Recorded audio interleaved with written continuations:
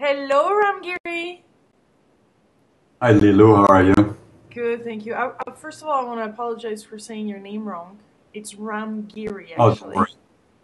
actually. So this is the session I've of been the. called I've been called all kinds of things. So Ram Giri is smiled.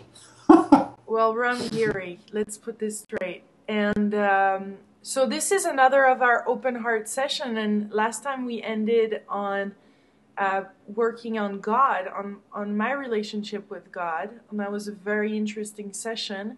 And you feel that there is some more things there that we can work on. Well, it's not my feeling. You wrote a worksheet on God, your thoughts about God, and we only really got to one of the stressful statements. The one we did examine was that God is not there for you, right? Yeah. You remember what you found out? That he wasn't there for me. Well, that was your original thought. Do you remember what you found out after the inquiry or with the inquiry?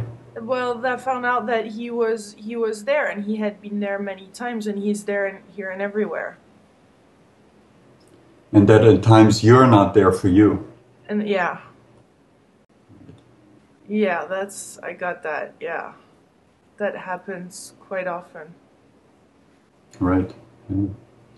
So here are some of the other thoughts that you told me. It's just a collection of the ones that were on your worksheet that kind of piqued my interest. I want God to open people's hearts. God should fix the problems. I need God to support me. And then we have this list that God is not present, selective, loves conditionally, God is inexistent, hurtful, and can let somebody down. And finally you said that you don't ever want to feel betrayed by God again. That's harsh when you hear it out of context like that. Well, sweetheart, those are just thoughts that you have and that we all share, in some moments at least. And that's why it's so valuable to inquire into them, because these thoughts are really conditioned into us. These are thoughts that are the outcome of the way we learn to think on this planet when we're children. And it doesn't really matter much what culture we're raised in, what our background was, whether our family was healthy or not. We get these kind of thoughts. And for some people they may be there all the time, for some people they may be there only very occasionally. But either way, these kind of stressful thoughts cause us suffering. And that's, if we want to be free of suffering, if we want to be free, period, the most valuable thing is to inquire into these thoughts so we can find a deeper truth that will set us free. So you up for this today? Yeah, wow. So you want God to open people's hearts. Is that true? Yes.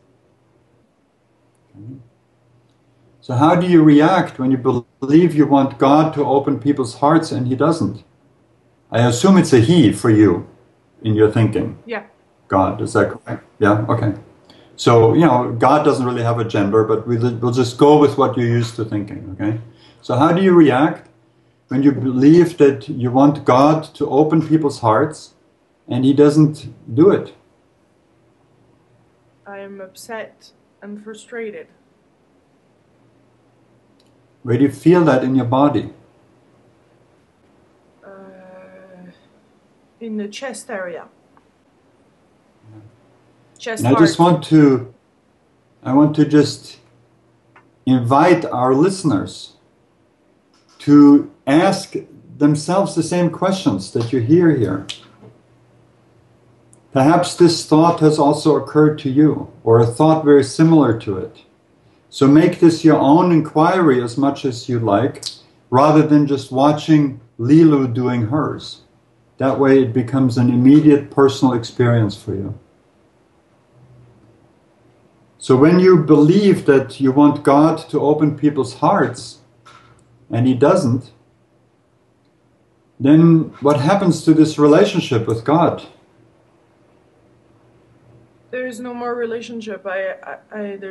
He's not there anymore. I separate myself from. And then how do you live your life? Separated from others and God. Right. Because I'm like, why bother? Exactly. And how do you see this world? What kind of a world is it when you hold that thought? It's an unfair world. Yeah. So who would you be if you wouldn't have that thought that you want God to open people's hearts?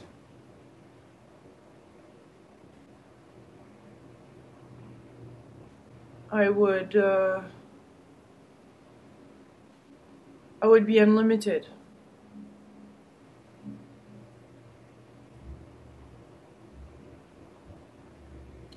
And what would your relationship with God be like without that thought? A partner. Okay. So let's turn it around. How would you turn that around? I want God to open people's hearts.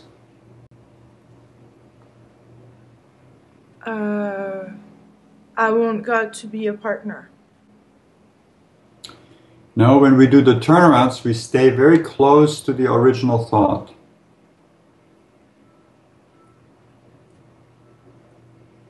So remember this? Yeah. Okay, wait. So I want God to be present? No, I want people, you start with, I want God to open people's hearts, right? Yeah. Can you turn that around to you, to yourself? I want to open people's hearts. I want me to open people's hearts. I want me to open people's hearts. Yes. So can you find that, where that is true? Do you have some examples how that feels really true to you? Yes, it does. Through the videos I make, when I'm really in tune and having fun and playful and creative, I think I can open people's hearts. Wonderful. Do you have another example how you may be able to open people's hearts? By being authentic and real. By being Right. vulnerable in life and sharing who I am, just as I am. Right. And that brings us to the next turnaround. I want me to open. I want me to open hearts. To open my heart. I want me to open my heart. I don't know how to be with that. There's just so much joy when I say that. It's just like, oh, what do I do with Wonderful. myself when I am there? You just hold that joy in your heart, because that's what you...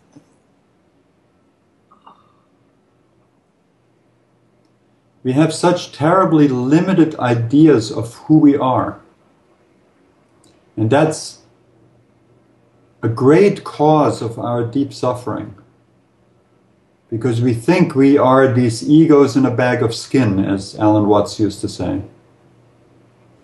And that is an extremely limited view of who we are. So when you just have this thought, I want me to open my heart, and that joy arises, that gives you a little hint of who you might be, who you are. You are this joy, this bliss in your heart, this abundance of love, true unconditional love. That's what you are. And it's for you to find out. And so when you open your heart, When you live with an open heart, then what happens? Love is present everywhere. First of all, you live in a universe that is loving. Yeah. You see that openness in other people, don't you? Mm-hmm. And that might in turn inspire them to open their hearts. You know, it's like an infectious virus that goes around of the best kind, that open-heartedness. And it starts with you. I want me to open my heart. I want me to others, to God, to the whole world.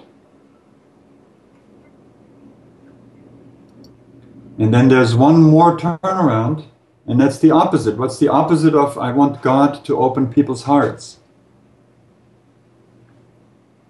I want God to open people's heart.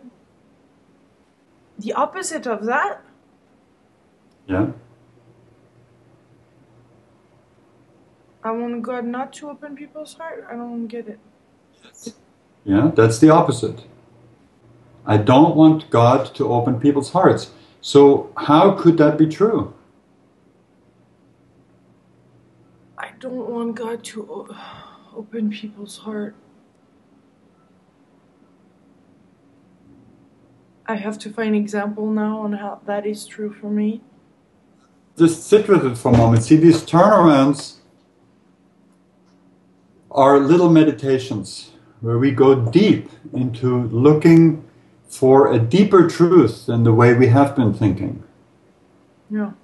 So I just invite you to sit with this for a moment and listen to the voice of your heart. How could that be true? I don't want God to open people's hearts.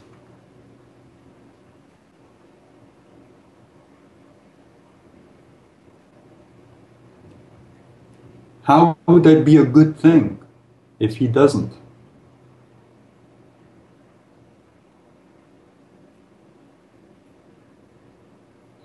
I don't know. Can't find it?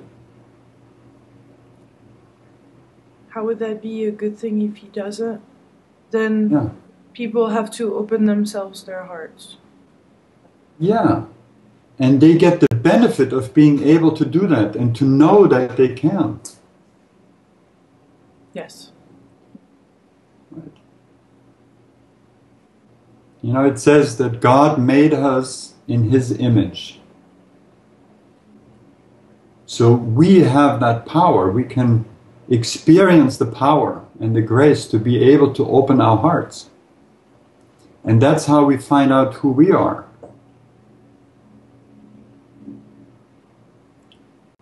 Yeah. So you thought that God should just come and do it for us, right? But somehow He doesn't. And I think it may have to do with the nature of love, because love never forces itself. It just waits patiently in our hearts, and it waits as long as it has to wait until we find out that that's actually where we can find it. Right in our hearts. That's where all the love that is possible in the universe is alive. Inside of each of our hearts. And we are capable of finding that and opening that heart, experiencing that love, and in that way become godlike. Yeah.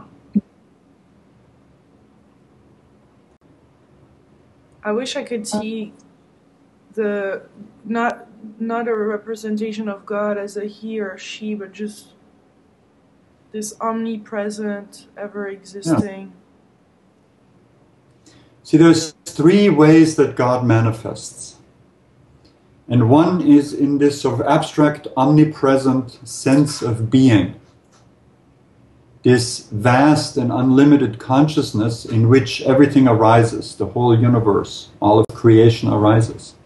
So that's one way, and many people refer or relate to God in that abstract way. And then within this vast universe that this infinity creates, forms arise, specific forms that represent God to us.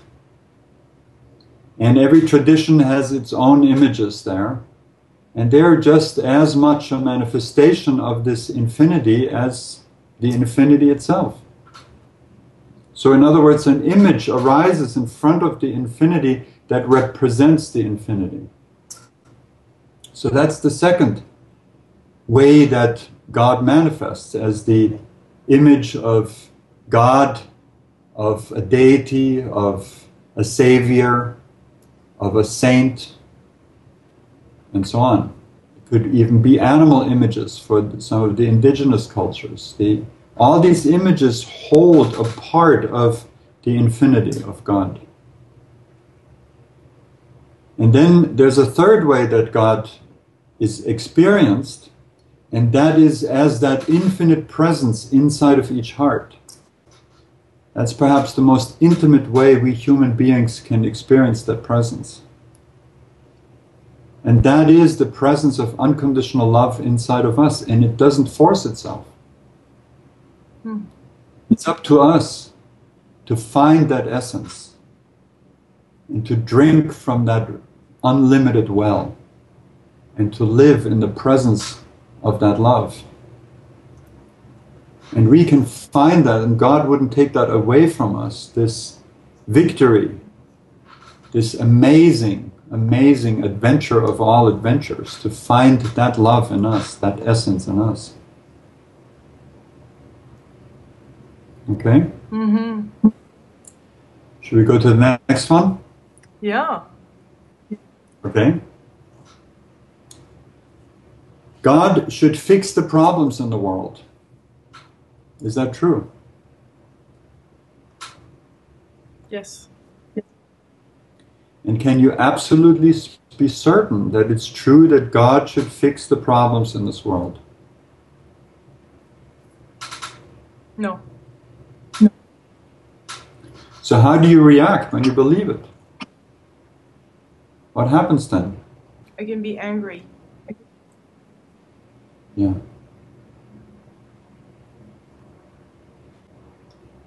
And then how do you interact with the world?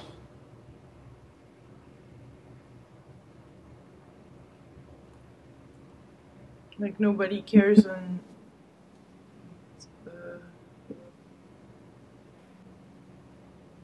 I react very selfishly. Yeah.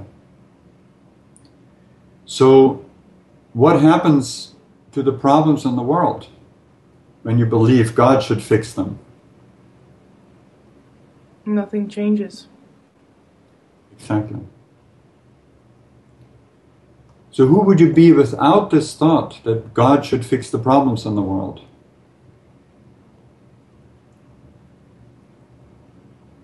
I would contribute to a greater extent. I would be there. I would look at the problems and face them and be there. Mm-hmm. So let's turn it around. God should fix the problems in the world. Ram Giri. But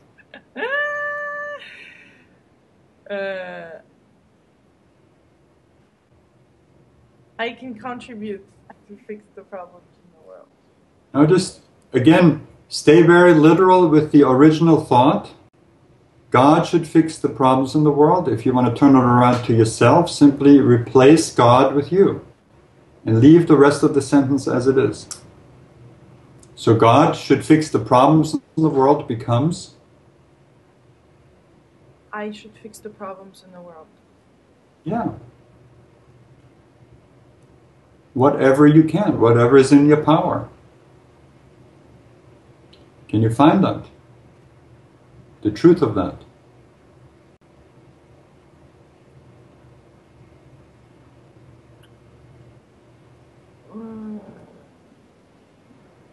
Well,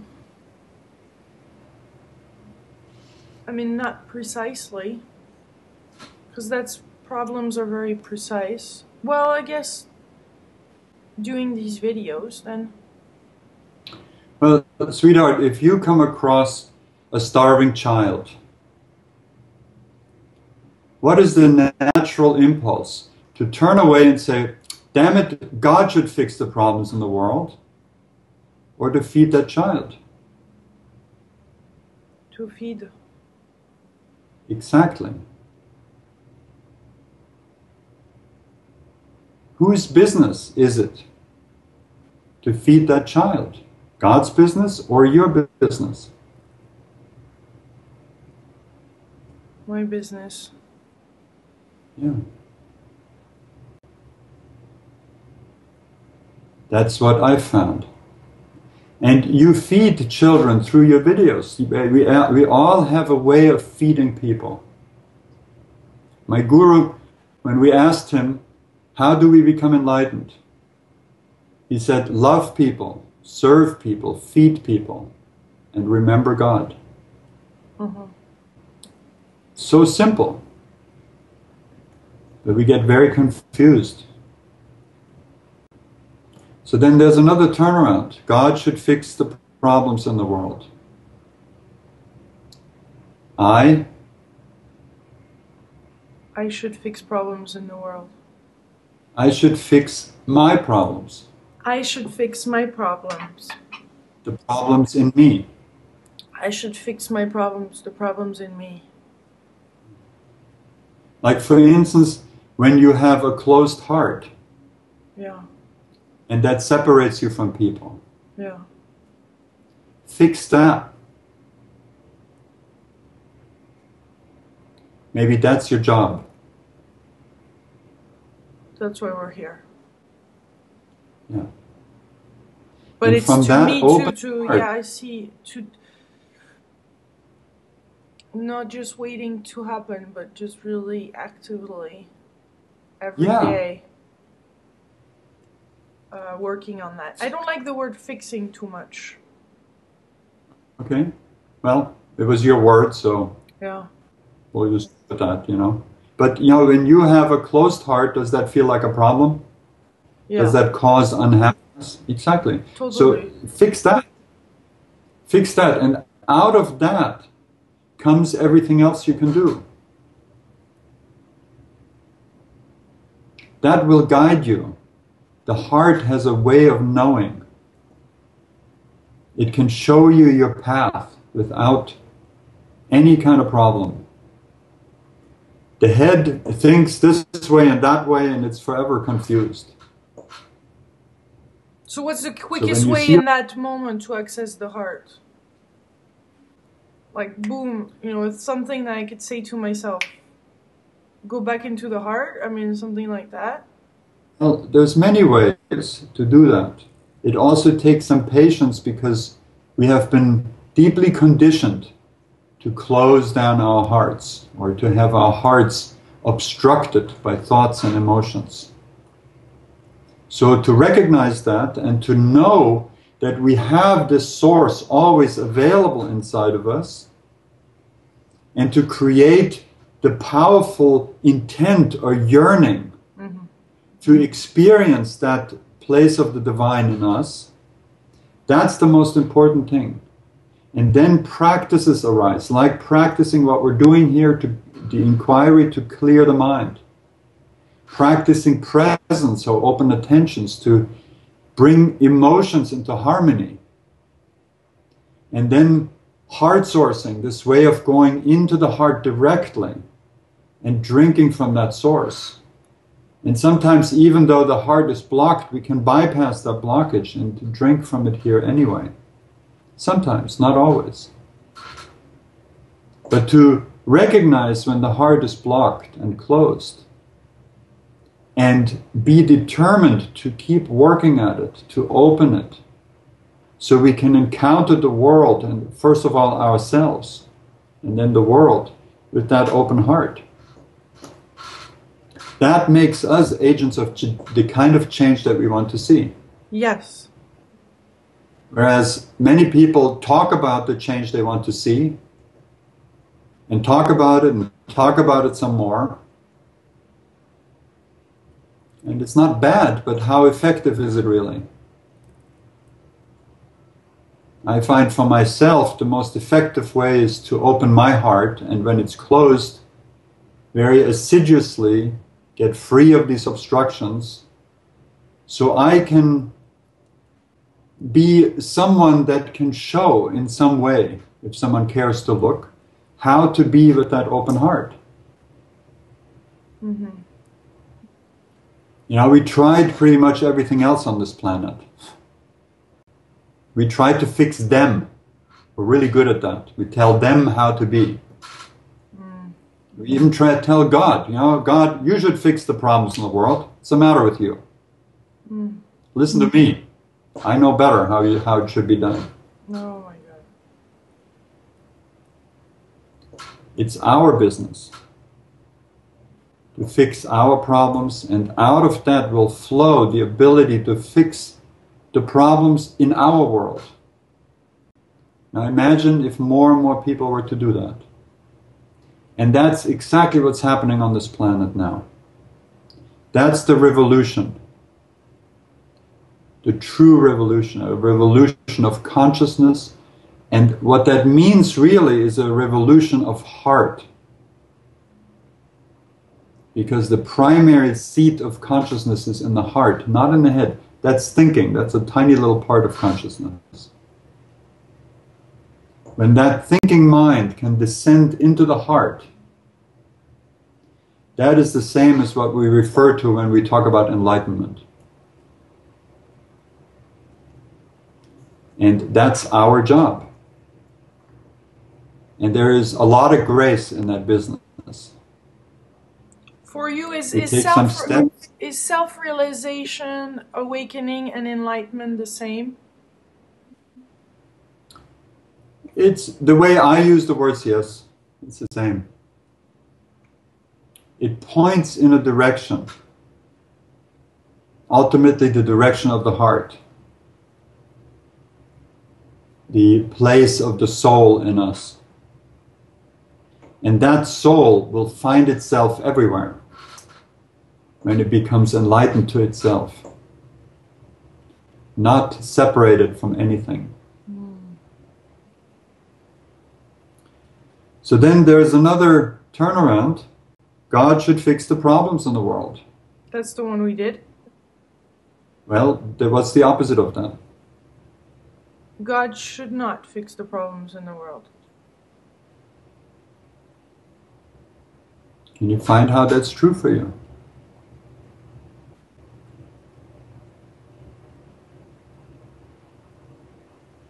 Because we can fix the problems. We could stand up.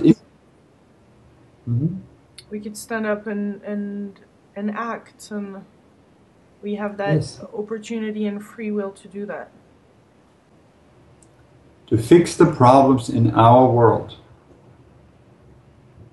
And it starts inside the mind, in the emotions, in the body, in our relationships, and on and on. It goes outward from there, but it starts here. It's not God's job. No. God created this world so we can find out how we are like God. And not, the ego hears that and totally doesn't get it. It misunderstands it and it becomes, this kind of self-importance. It's not what it is. We get out of the way. We become empty. And this presence that we call God, it's a very bad word, very misunderstood word. But that presence of God manifests then through us, through that empty vehicle, that empty vessel that we become. So when we say, I am God, that doesn't mean that there is this monstrous ego. That is the complete opposite of what we're talking about. We're talking about the emptiness of self, of self-will, of self-importance, and the surrender to that blissful presence in the heart that we are, and we're not busy being an ego. So, Ready for the next one? Mm-hmm. I need God to support me. Is that true? Yes. Okay. See, there's a thought here that happens before that one, and that is that God doesn't support you. Yeah. So should we have a look at that Yeah. first? Yeah. Yeah. Okay, so God doesn't support you. Is that true? No. Good to know. So how do you react when you fall into this belief that God doesn't support you? I'm angry. I'm sad. And what is your world like when you think that God doesn't support you?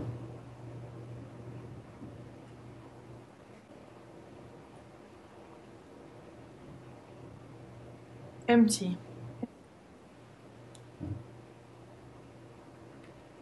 It's a very painful thought. So who would you be without this thought that God doesn't support you? Free.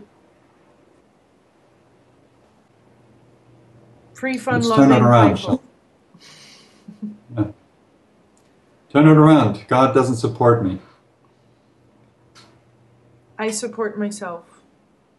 No. The turnaround, God doesn't support me. So you put I in the place of God and leave the rest alone. So it becomes what? I support me.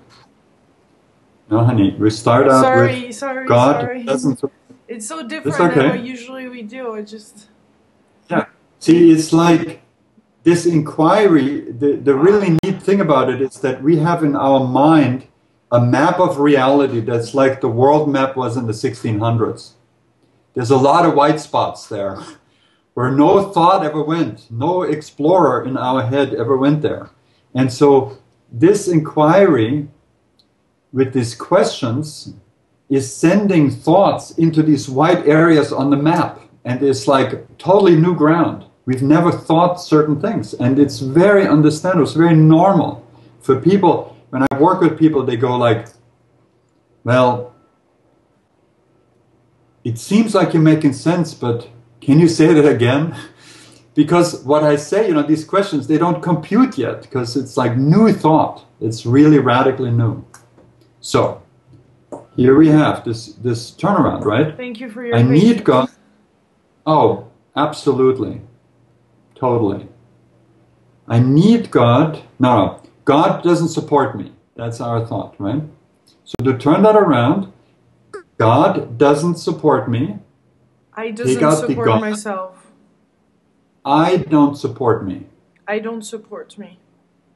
Yeah. So can you find where that has been true? When I'm being hard on myself. Yes. Making myself wrong. Yes. When I overeat. Yes. When I'm mad at someone. Yeah.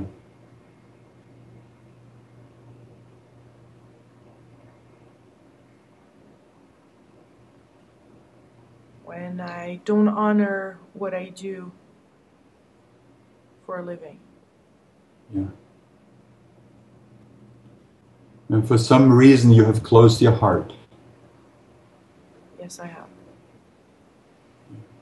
That's how you don't support you. Right? So we look at that so we can stop it. Because we have done this unconsciously, without choice, because we are run by conditioning, by the program that's been running. So we look at these kind of turnarounds to become free, to have choices.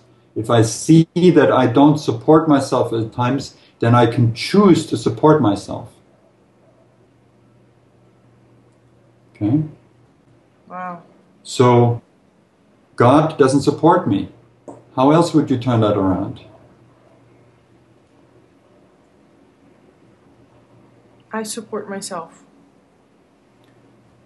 Well, that will be a turnaround of a turnaround, and that may be useful too. You may find different ways that you support yourself. And I find that when we can shed light on the stressful thoughts, like in this case, how you don't support yourself, then that way of supporting yourself will naturally arise, because that's really more true to your nature. And another turnaround would be the opposite. What's the opposite of God doesn't support me? God supports me. Okay. So can you find some evidence for that? Yes. How does God or the universe support you? It supports me. It supports me financially. To not have to worry about things and things come to me. Feel that. Where do you feel that when you really let that in?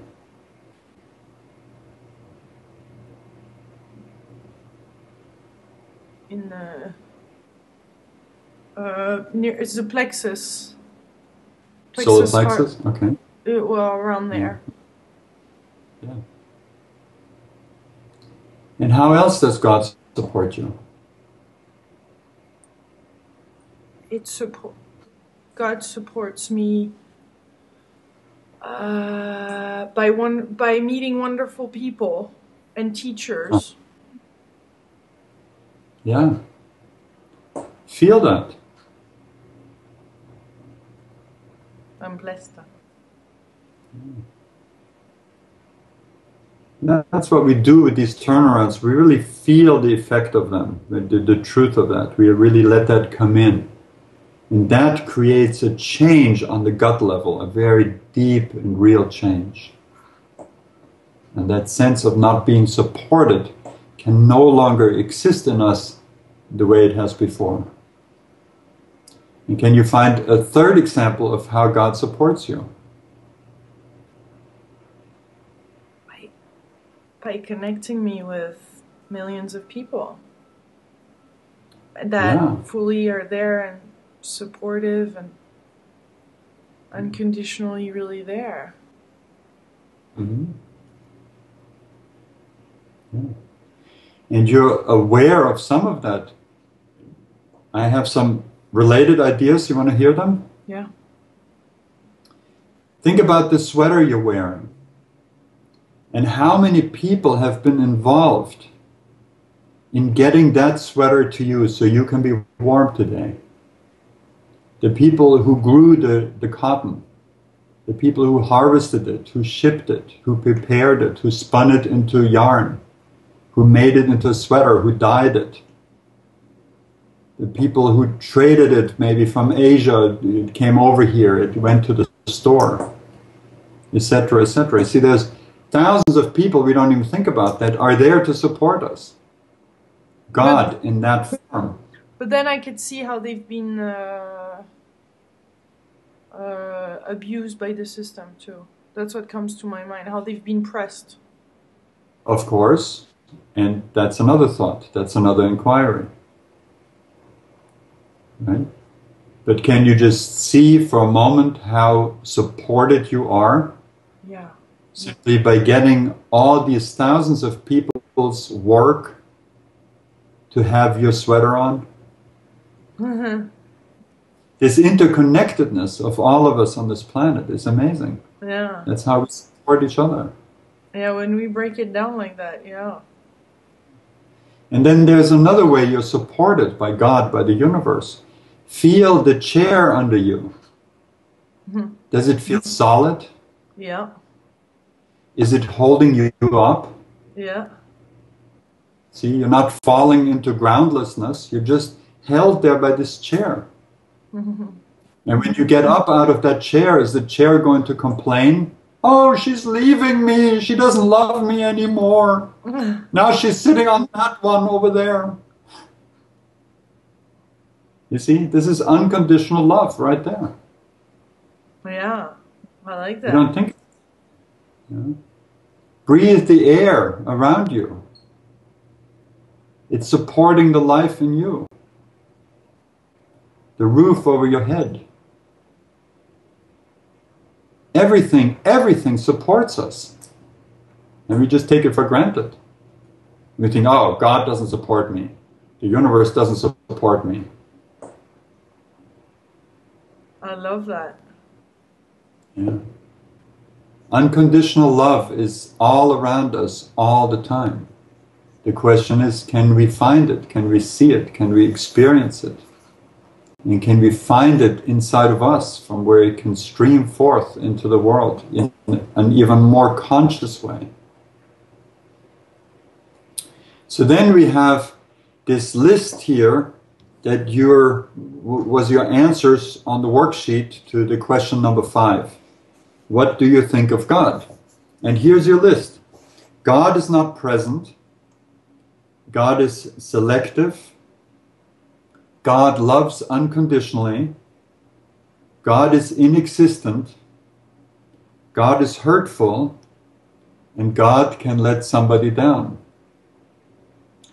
So can you just turn that around to yourself with each one of those and just spend a moment, I'll walk you through this again, and spend a moment to reflect on how this may be true for you. So let's start with God is not present. So the turnaround to yourself is? I'm not present to myself. Yeah. So can you find that? Yeah. See, that's by how not we being become kind and loving to myself, I'm not present to myself. right. By not opening up and realizing the benefit for others of this work, I'm not loving myself. I'm not present to myself. See, this is how. Go ahead. No, just by overlooking at things and not, doing it fast sometimes. I'm not present to myself. This is how we become self-realized. By realizing what we have blamed others, we have blamed the world, we have blamed God for, is indeed inside of us, and here we can change it. Mm. So God is selective. I am selective. How are you selective sometimes? I'm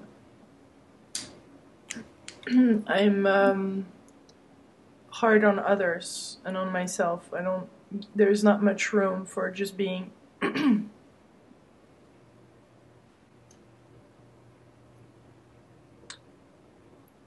Got it? yeah. God loves conditionally. I love conditionally.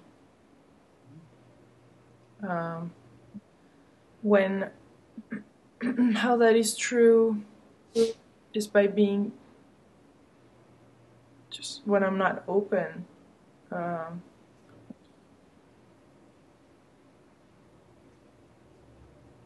When I'm when there needs to be a reason. Mm-hmm. When I need to find my own benefits. When I protect myself. When I'm scared of being hurt. Right. As though the true heart could ever be hurt. The only thing that can get hurt is our emotional attachments. Mm. The heart can never be hurt. The true heart. So I don't have a broken heart. Well, your emotions may be broken. Or I should say your attachments may be broken. And, then we cry and cry because we want what we want. And we cannot realize that what we have is actually better than what we thought we wanted.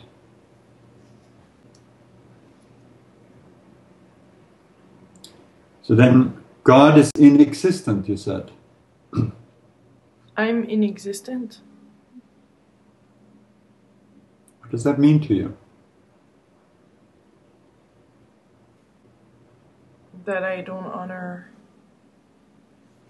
who I am, that I don't give love to myself,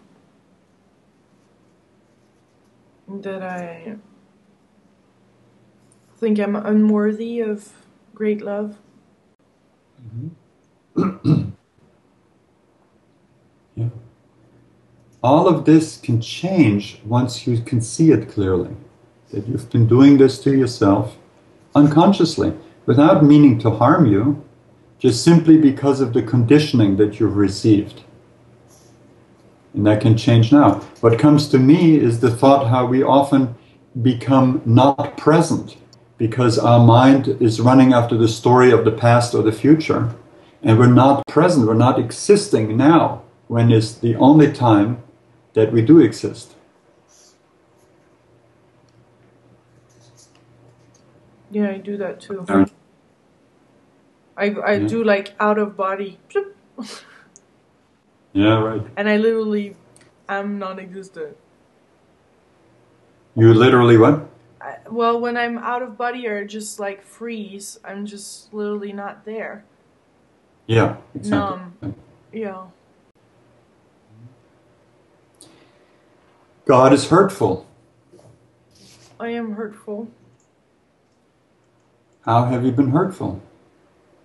I've been hurtful to my parents, to myself, by saying not nice things and hurting them on purpose. And hurting myself on purpose. All of this can change now. And the last one is God can let somebody down.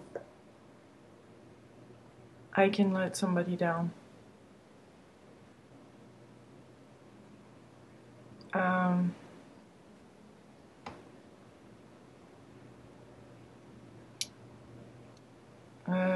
By leaving them. By abandoning them. And by abandoning myself. Well, how would you do that? By removing myself, shutting myself off.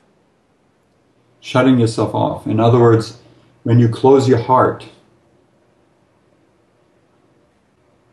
that's the moment when you abandon somebody, when you divorce somebody. Yeah. In real life, people come and people go. Relationships begin, relationships end. That happens. Have you noticed? Mm-hmm.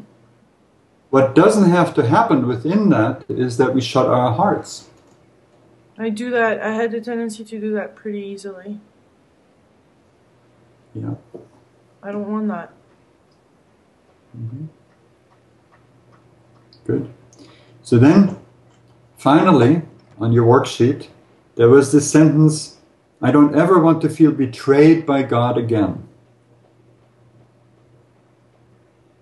I don't So want the turnarounds, no, hold on. The turnarounds to those statements, what you don't ever want to feel to have happen again, are different from the other turnarounds.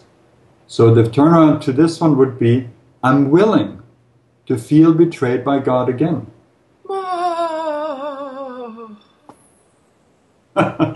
Why would you say that? How could that be true? That you're willing to feel betrayed by God again.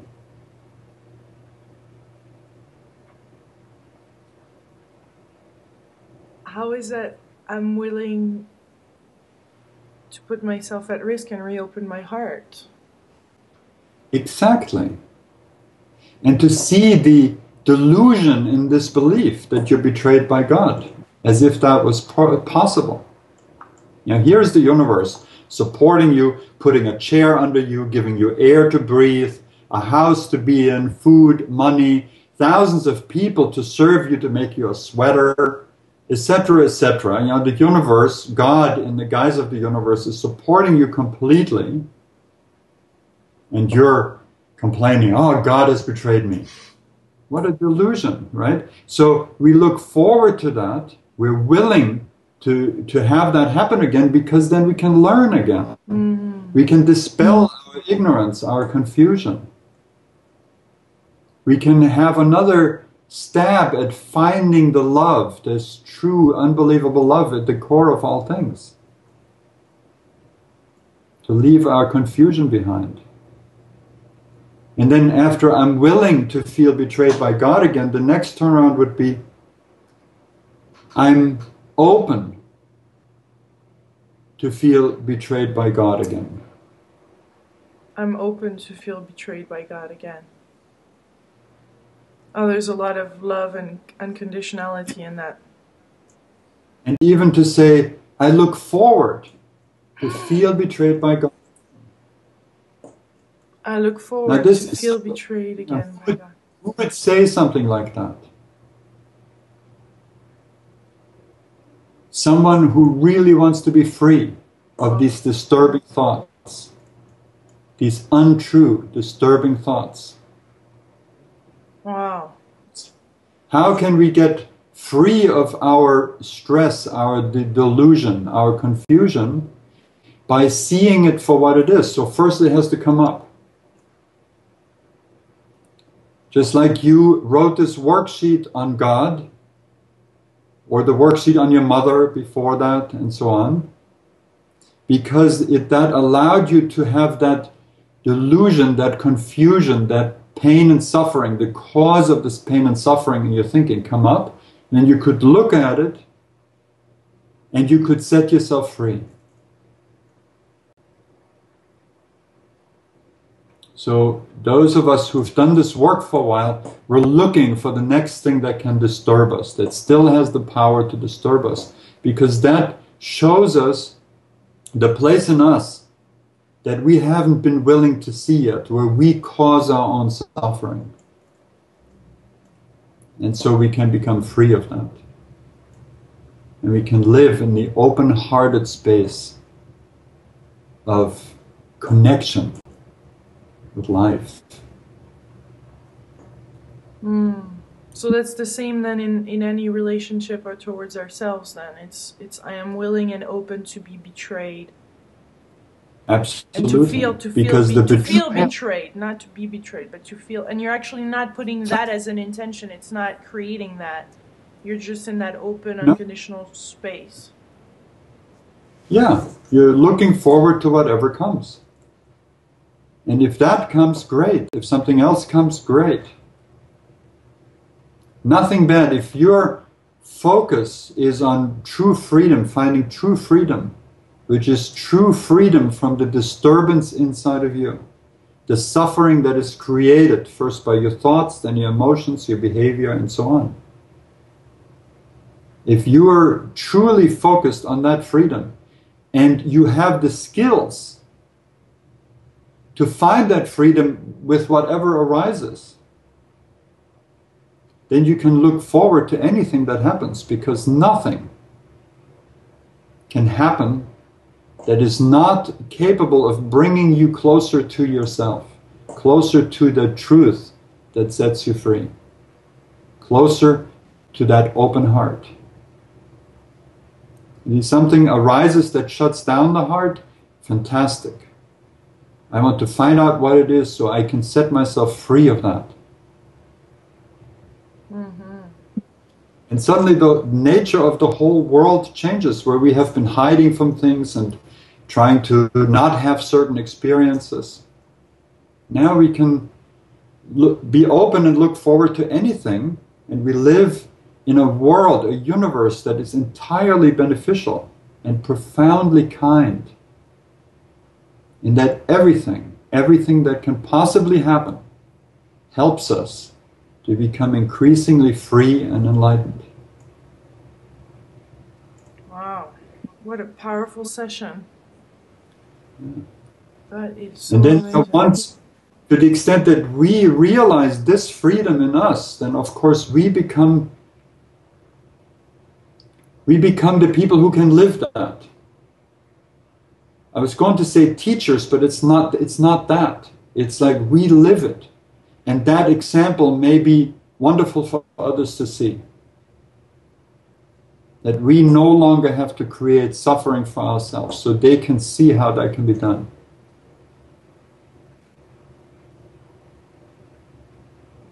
Mm-hmm.